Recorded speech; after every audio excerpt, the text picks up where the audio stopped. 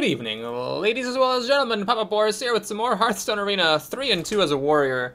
Win 5 games with Paladin or Warrior. Here we come. I think actually my other warrior run started out bad too, and then ended up doing pretty well on that one. Hopefully this one takes the same path. If not, I gotta say, I'm really not that bothered by playing warrior in Arena. I know that statistically it is the worst class, but personally I just don't really get it.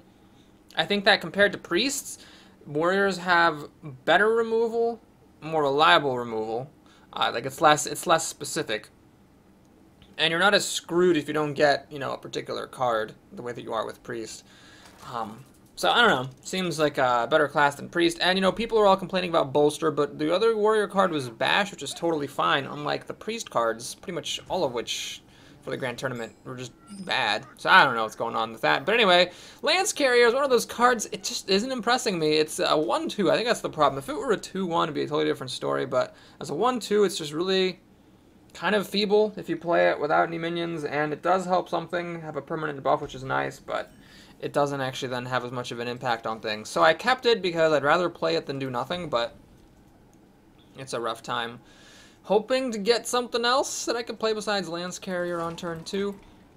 If she plays like a 3-2 or a 2-3, will I throw this out there just to die? I think that doesn't make any sense. Maybe it's not even worth playing at all. Jeez. I could have kept a Silent Knight, I guess, a 3-drop. Maybe I should have kept that Silent Knight. That might have been my undoing. I figured it was worth trying to get a better 2-drop, but at the same time, now I'm finding myself at 3-2, staring death in the face with nothing to play. Okay, we have a coin dagger play.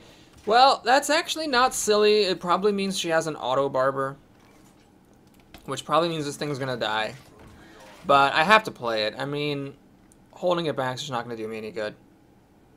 If I play this on turn 4 and do nothing until then and try to hide these things behind it, the board's just gonna be overflowing and this thing's not gonna be good enough. So I just have to hope she doesn't have the auto barber. And did this... I don't know why. I don't know why you do this. You'd have to be a bad player. So I'm basically hoping she's a bad player. Now, didn't I say don't ever assume your opponent's a bad player? I did. I definitely did. I did say that. That was the thing I definitely said. But I think that holding this back just to have it not die to the weapon is pointless because she's going to start playing things on the board and I'll get overrun. Alright, do I play this thing? I think I'm going to play it. It sucks that she gets to kill it with this wicked knife, but I have to play it out. So yeah, I'm down a card. But I get to play this in response to her 3-drop. If she doesn't have a good 3-drop, like if she plays a 3-2 here, and I can play this and kill it, and then the deadly poison is gone, then I might have a chance of then catching up, buffing this thing's attack maybe, or just playing a Fen Creeper, which is solid. I mean, my 4-5-6 curve is pretty good minions, so I can still win this game if she's got junk in her hand, and me being a card down is not necessarily the end of the world. All comes down to this 3-drop, though. I mean, if she plays like a nightmare situation would be a Raging Worgen, actually, because this is terrible against Raging Worgens. The Raging Worgen trades evenly with it. So that would be a bad situation. Spider Tank wouldn't be the hottest thing in the world. Even an Ogre Brute would be pretty terrifying, because if it hits the Nullifier and I lose the coin flip, then she can make a dagger and finish this thing off. It's just a rough. I don't know what she's thinking about. Clearly you just killed this thing and then play your 3-drop. There aren't that many options, actually. It's just one option, kill it, and play your best 3-drop. That's really the only thing here. I usually am sympathetic to people taking a long time to make their moves, but I don't think there's much to think about there. Oh my god, is she actually going to do nothing? Wow, she didn't even remake a dagger. So this person, I don't know what was going on with her, but I can't complain. She definitely should be winning this game, but instead... that dagger was a bad play. You never want to dagger with the coin on turn 1 if you're holding Deadly Poison, because you might as well just play the dagger on turn 2 and then coin Deadly Poison then. Spending the coin prematurely seems kind of pointless. Okay, well, if she had made the dagger last turn, she could have put Deadly Poison on it this turn and still had 3 mana, so she's kind of in rough shape now. Let's play the Fen Creeper. Okay, what are my realistic odds of burning her down? This deck has decent burn options, although I really should have looked at it more carefully. I haven't played it in a while. Well, I can't get her down to 15 for this guy to be big, so I couldn't sandbag him a little bit. Try to get her down on health. Betrayal. Alright, so she gets to kill my Arcane Nullifier, but that's okay, because the Fen Creeper doesn't die to this poison, neither does the Heckler. I can put a lance carrier on this Fen Creeper, turn it into a kind of, actually, what is that? That would be like a pit fighter, right? Eviscerate. So she's actually going to kill the Fen Creeper now, which is fine. So both my creatures now die to her weapon. Well, this is a mistake. You obviously want to kill the harder hitting one first. I think I'm actually going to sandbag this Crusher. That seems worth it. Because I can play a pretty decent board here. And, you know, now if she wants to kill this and drop to 10 health, that's a little bit dicey. She probably doesn't want to do that. And then I got this guy who's going to be a 9/9. If she doesn't have an Assassinate, she's in bad shape. I could still lose this very easily if she just has some good minions to drop down, but if she doesn't, she's pretty much going to die in the next couple of turns. This guy practically threatens lethal all by himself, as long as the Heckler gets through. Raid Leader's not the most impressive minion at this juncture, because it's just a 2/2 for 3.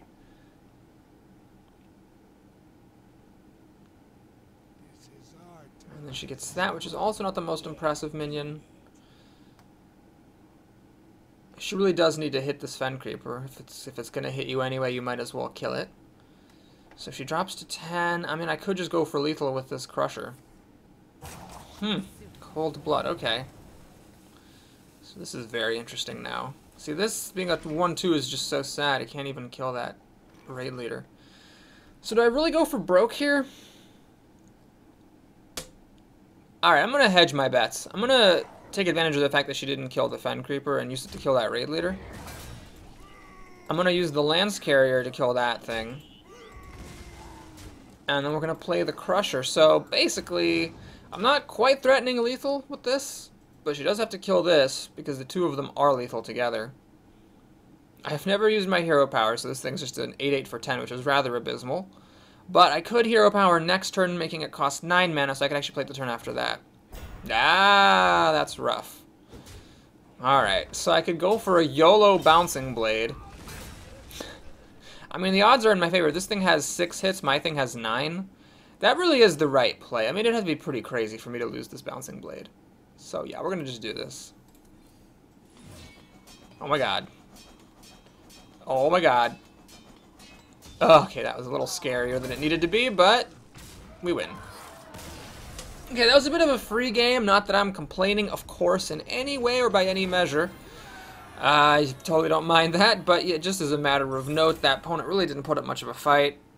She didn't have a good draw. Clearly, she had some cheap minions she could have played if she'd drawn them, so I'm lucky she didn't draw them, but her deck, her deck was fine. It was her play. The way that she coined on turn 1 was just an objective mistake. And then she chose to kill it 2/2 instead of a 3/2. I mean, there's all kinds of stuff there. Okay, we have a Hunter here, Tesdy. Warrior versus Hunter. Really one of my favorite matchups, I think. It's just a very pure matchup. I have a 2/4 for 3, which is underwhelming. I could, you know, I got a turn 2, turn 3, turn 4, turn 5. I have a curve here. I'm just going to keep that. I don't normally do that, but that is a pretty strong curve, so really all that needs to happen is he passes on turn 1. I don't have to be a princess. Okay, he didn't pass on turn 1, which is quite unfortunate. Because now this thing's here and another card. No, he doesn't have a 2-drop. Okay, that's perfect. So, let's see, what do I do here? The 2/4 or the 3/3? Well, I think... Oh, hey, I actually don't have to do either one. Should I just spend the coin, though? I mean, yeah, I should just spend the coin. I wouldn't normally spend the coin in a situation like this, but... I mean, I've got my 2, my 3, my 4, my 5, and my 6. So really, saving the coin doesn't do me any good. I might as well put out a 2/4 instead of a 2/3. Granted, this thing doesn't have stealth, but the 2 extra health, is it relevant? I don't know if it's actually going to be relevant. Maybe I should not have done that.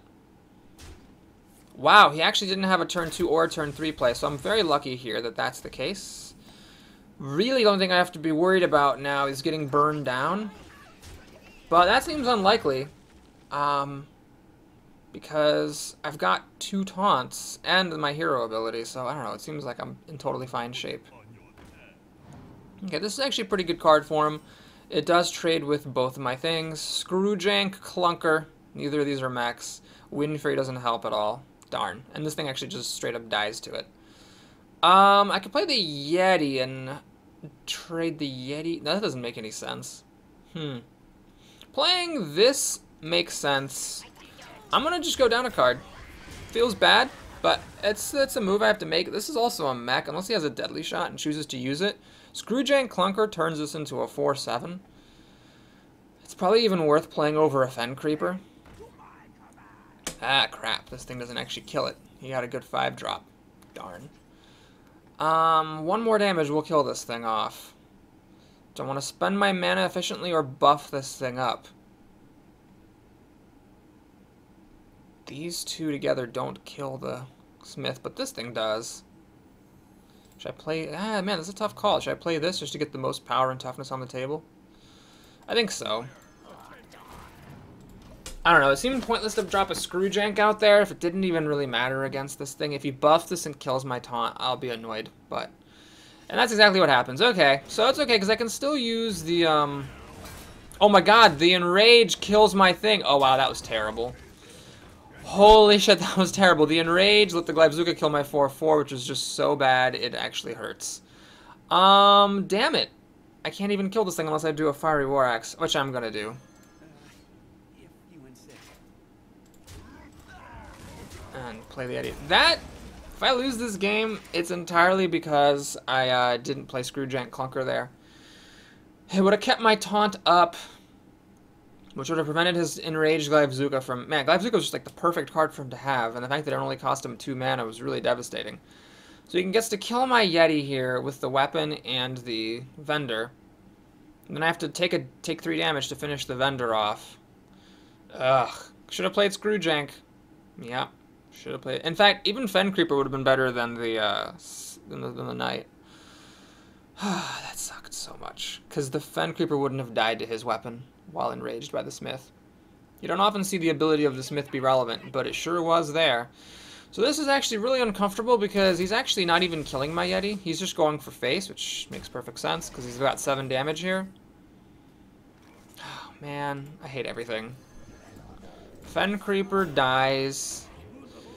The one good thing about this is that the Yeti survived, so the Yeti can finish this thing off. No, it can't, because he kills it with the Ventrico, and then kills my Yeti with his damned weapon. Oh man, he kills them both with his damned weapon. Shit on a stick. Well, this is not good. I'm on the brink of death here. So, Bluegill Warrior doesn't quite kill it. Let's heal.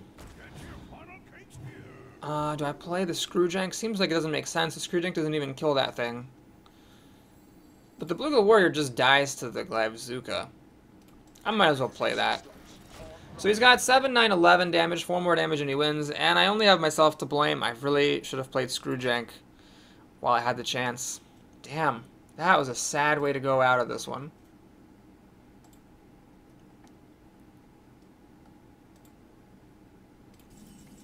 Okay, he has a 9/9. Alright, yeah, it's time to concede. So that was sad. That was incredibly sad. That was that one choice, and him having that one particular card completely screwed me over. So he had a really good 5-drop, and then a perfect follow-up, and I misplayed. And that was the perfect storm of things that caused me to lose. So I have to get 4 more genuine wins in ranked mode to get my daily done. How sad. Well, thanks for watching. I hope you enjoyed that. Please like and or subscribe if you did. At least we got a good pack to make up for the fact that we got a freaking rare card. Really, they should just take away all the card rewards from Arena. It just never feels good unless it's an epic or a legendary, which I don't even remember the last time that's happened. So unless they buff the odds significantly on that, it's just feels bad, man, as the old saying goes. So, pretty crappy run. Still better than a Priest. And next one is Paladin, Warlock, or Warrior. Well, let me take a look at my stats sheet. By the way, you can go if you want. Like, subscribe, all that stuff. I actually have played everything twice except for Mage. So I can do whatever I want. And I do have a daily quest for Paladin. So I think we're going to do Paladin next time. Thanks for watching, and I'll see you again soon.